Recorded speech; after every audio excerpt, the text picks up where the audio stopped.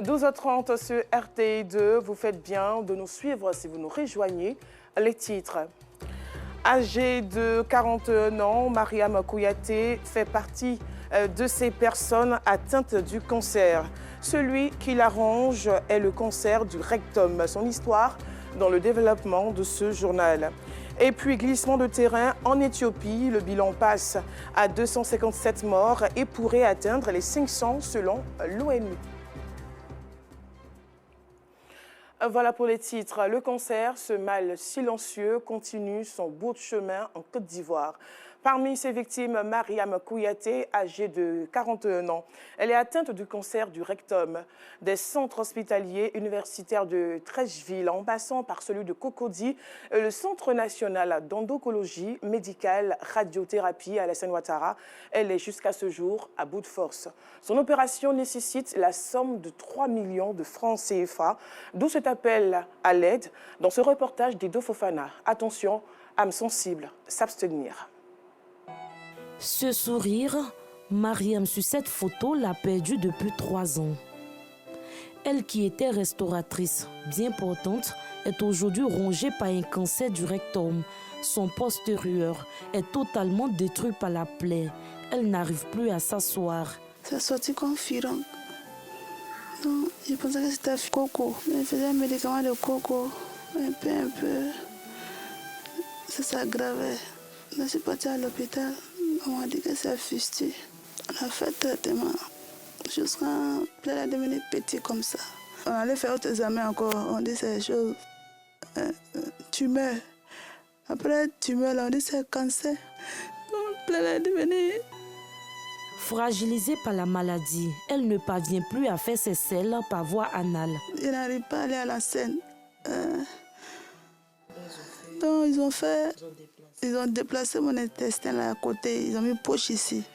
Voilà, donc c'est ça. C'est là que je vais à la scène. Ça va pas. Je ne peux pas m'asseoir. Je me couche seulement, je me couche pour manger. Je me couche, je fais tout en couchant. Ça me fait mal, je ne peux pas dormir la nuit, je ne peux pas. Quand ça commence comme ça, je pleure seulement. Mariam a déjà subi une première intervention chirurgicale. Malheureusement, l'opération n'a pas abouti. Mais à un moment, ça s'est infecté. Elle est retournée là, on est retourné là-bas. On lui a dit que la plaie s'est infectée. Elle a dit que bon, on doit faire une nouvelle opération, que ça n'a pas marché. Donc elle a donné une écho du cœur pour aller faire. Quand on allait faire, on dit que son cœur n'est pas trop en forme pour supporter une deuxième opération. Selon Nassiri, sa sœur aînée, Mariam a fait le tour de plusieurs hôpitaux du district d'Abidjan.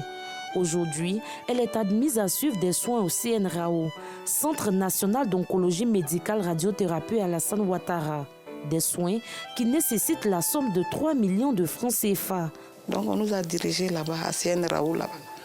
Donc c'est là-bas on est, c'est là-bas on nous a donné une facture de 3 millions. De 3 millions, vraiment c'est... Pour un mois, vraiment, c'était trop. C'est trop même. Jusqu'à présent, on n'a pas pu. Maintenant, ils ont dit qu'on peut payer un peu. Maintenant, un peu. 3 ans, la maladie, ça fait 3 ans. Les gens ont dépensé. On n'a plus rien. Même souvent pour manger, même là, c'est difficile. Les enfants sont là. C'est très difficile. Un peu même à donner, même pour qu'on commence la chimio, là, on n'a pas. Âgée de 41 ans, Mariam, mère de 5 enfants, ne sait plus à quel sein se vouer. Elle cumule des loyers impayés. Essoufflée financièrement, cette malade, atteinte du cancer du rectum, ne reçoit plus de soins actuellement. Même les antidouleurs qui la soulageaient, Mariam n'en dispose plus. Son état de santé s'empire jour après jour. La famille croit en sa guérison et espère la réaction de bonne volonté. Toutes nos prières t'accompagnent, Mariam Kouyaté. Quartier Belia, dans la commune de Yopougon, Jean-Paul II. Dans cette partie de la commune la plus populaire du district d'Abidjan, l'eau est devenue une ressource précieuse. Depuis plusieurs mois, les habitants se ravitaillent en eau potable auprès des fournisseurs locaux. Bienvenue Kwao. De ce robinet, seuls les plus chanceux recueillent de l'eau. Ce liquide précieux est d'une extrême rareté dans cette cour depuis un moment. Difficile pour Bintou et sa famille de satisfaire leurs besoins en eau potable. Ça fait 3 bons mois, bientôt on va rentrer même dans 4 mois, il n'y a pas l'eau. Souvent, mais par la grâce de Dieu, c'est l'eau des pluies, mais tu nous sauves un peu. C'est monsieur qui vient souvent le soir avec les 2 bidons, un bidon, c'est son problème, c'est débrouiller.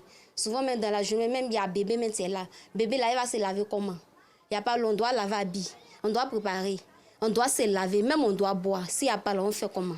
En plus de ça, les factures même viennent. Malgré qu'on n'utilise pas l'eau, tout dernièrement, c'est venu 23 000. On est fatigué, on est vraiment fatigué. Comme Bintou, les habitants du quartier de Gbélia sont confrontés à une pénurie d'eau. Chaque jour, ces femmes munies de seaux et de bassines se rendent sur cette voie, considérée comme le point de distribution d'eau, dans l'espoir de ramener la moindre goutte en famille. Un espoir brisé, car les citernes sont déjà passées et la quasi-totalité des récipients sont restés vides. Face à ce besoin pressant, elles manifestent leur ras-le-bol.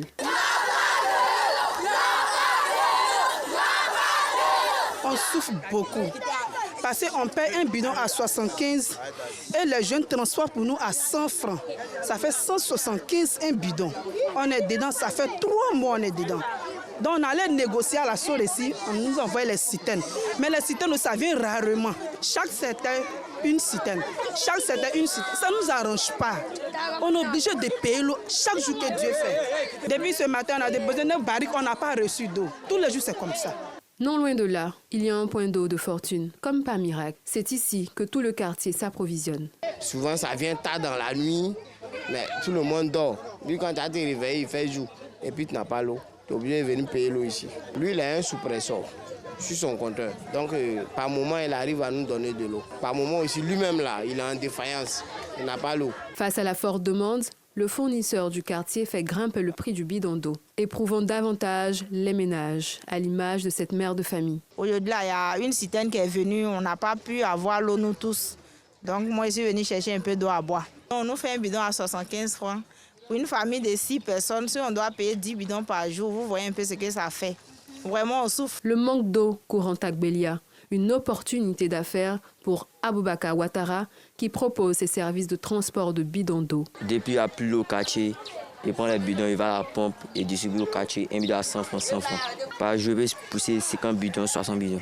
Vu que c'est pas tout le monde qui veut se déplacer pour aller à la pompe, pour aller puiser de l'eau. Ça me permet de gagner de l'argent, mais de faire beaucoup plus pour aider les gens de ma communauté. Pour remédier à cette pénurie d'eau, les responsables du quartier ont entrepris de nombreuses démarches auprès des autorités compétentes. Ça fait plus de 5 ans qu'on a tout un tas de problèmes d'eau. Pour avoir de l'eau ici, peut-être il faut te lever à 1h du matin. Dans ces 3-4 mois-là, pas du tout de l'eau. On demande la bonne volonté de nous venir en aide. Estimée à plus de 10 000 âmes, la population de Gbélia est privée d'eau courante. Cependant, elle ne désespère pas. Ses habitants ont le regard tourné vers les autorités compétentes, seules capables de résoudre leurs problèmes. En attendant, l'espoir d'un changement demeure leur seule source de vie. Une section de l'Association des étudiants en droit public a été formée récemment à la bonne application des droits de l'homme dans les pays d'Afrique francophone. Objectif, les mettre en mission afin de faire connaître les droits de l'homme, mettre tout le monde au même niveau et avoir un climat apaisé en Afrique. Théodore Zouzou. Recrudescence des coups d'État constitutionnels, d'actes anticonstitutionnels, antidémocratiques en Afrique francophone. Des violations des droits de l'homme menaçant la cohésion sociale et la paix, orchestrées le plus souvent par certains jeunes. Des comportements non acceptés par cette section de l'Association des étudiants en droit public.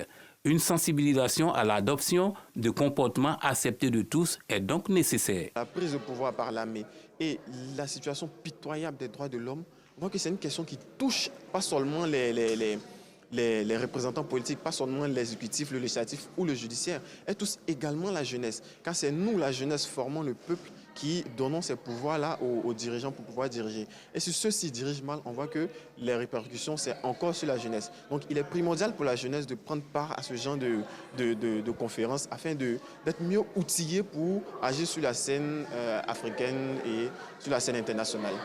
Une conférence panel autour du thème « État de droit et les États d'Afrique francophone » pour outiller ces juristes à l'application des droits de l'homme sans les travestis. Il y va de la stabilité de cette partie de l'Afrique qui passe par la sensibilisation des jeunes. Il a été question déjà d'informer les étudiants que les droits de l'homme en Afrique, il existe un mécanisme, un système particulier précis des droits de l'homme en Afrique qui concerne dans un premier temps un ensemble de textes que les États ont ratifiés, un ensemble de mécanismes juridictionnels et quasi-juridictionnels que les entités et les individus sont en mesure de saisir pour pouvoir réclamer ou revendiquer le respect de leurs droits. Ils sont appelés à être des acteurs de développement. Donc c'est important d'avoir pour soi et avec soi une génération de personnes qui aiguisent leur conscience politique parce qu'appelés demain à gouverner le pays dans lequel ils sont. Les membres de cette association estudiantine s'engagent à prendre leur bâton de pèlerin pour sensibiliser la jeunesse des pays d'Afrique francophone. La stabilité de tout le continent africain est à ce prix. L'équipe de l'émission de divertissement de la radio-télévision ivoirienne Varitoscope a déposé ses valises dans le district du Bassa-Sandra, précisément dans la localité de Méagui. Cette finale dans cette partie du pays s'est soldée par la victoire des Panthères de Zébizikou. Pargassoro Konide Madongi, bienvenue Kwao. Nous sommes à la place de l'Indépendance à Méagui, dans le district du Bassa-Sandra, au sud-ouest de la Côte d'Ivoire pour la finale régionale du district. C'est avec une population et un public empreint d'une joie immense que les groupes en compétition ont démontré leur savoir-faire.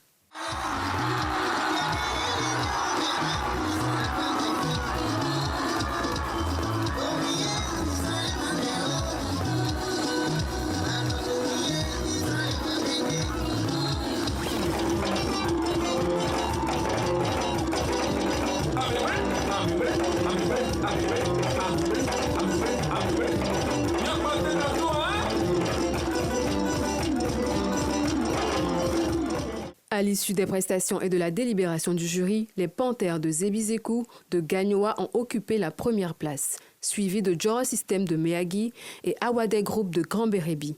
La présence de l'équipe de production de la RTI à Méagui, un accomplissement pour Yépignonté Senghor, maire de Méagui. Le premier sentiment qui m'habite, c'est des sentiments de joie. Parce que cette émission, nous la suivons tous à la télévision. Mais Méagui, qui est une localité bien connue de toute la Côte d'Ivoire, n'a jamais eu la chance de l'abriter. Aujourd'hui, si nous avons la chance d'avoir la RTI, la chaîne ivoirienne, si elle est chez moi, c'est une occasion pour moi que je ne dois pas rater. Je voudrais que l'État, que le gouvernement m'apporte assez de soutien, m'aide effectivement à ce que Méagui ressemble aussi à toutes les autres villes de la Côte d'Ivoire. Batimité, préfet du département, a lui aussi tenu à dire quelques mots à l'endroit de l'équipe de production de la RTI. Nous sommes fiers de recevoir l'équipe de la RTI. La jeunesse de Méagui, pour cette émission, va être sainement occupée. Et c'était une de nos préoccupations. Et donc la RTI vient de répondre là à une de notre préoccupation essentielle, occuper sainement la jeunesse. Après Méagui, dernière étape pour l'équipe de production, la ville d'Ara, à l'est du pays. Parlons sport dans ce journal. Pour affermir les liens de fraternité, le premier magistrat de la commune de Korogo a réuni les civils et les forces de l'ordre de la ville du Poro autour d'une marche sportive d'environ 100 km. Écoutons à ce sujet les récits d'Aïcha Guiri et Dido Fofana.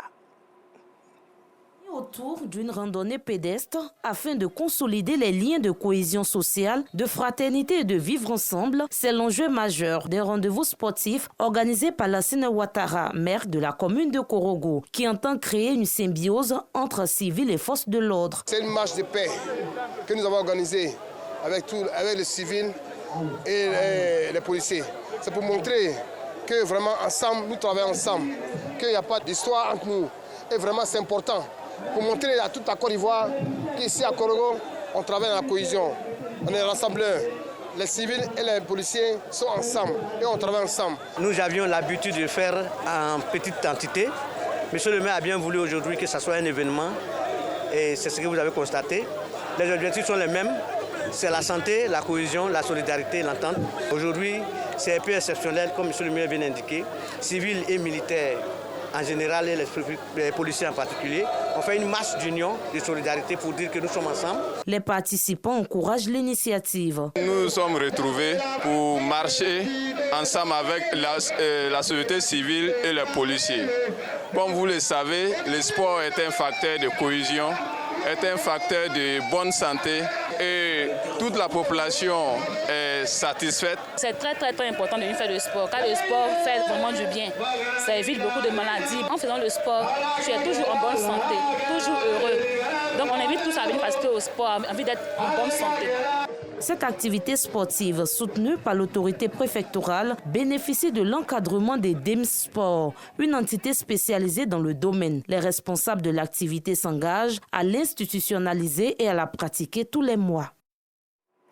Et pour terminer ce journal, le bilan du glissement de terrain survenu le 22 juillet dernier dans une zone difficile d'accès du sud de l'Éthiopie est désormais de 257 morts au moins et pourrait atteindre les 500 tués, affirme ce jeudi l'agence humanitaire de l'ONU, OCHA, dans un rapport. Cette région avait déjà connu des glissements de terrain ces dernières années durant la saison des pluies, mais jamais avec un bilan humain aussi lourd.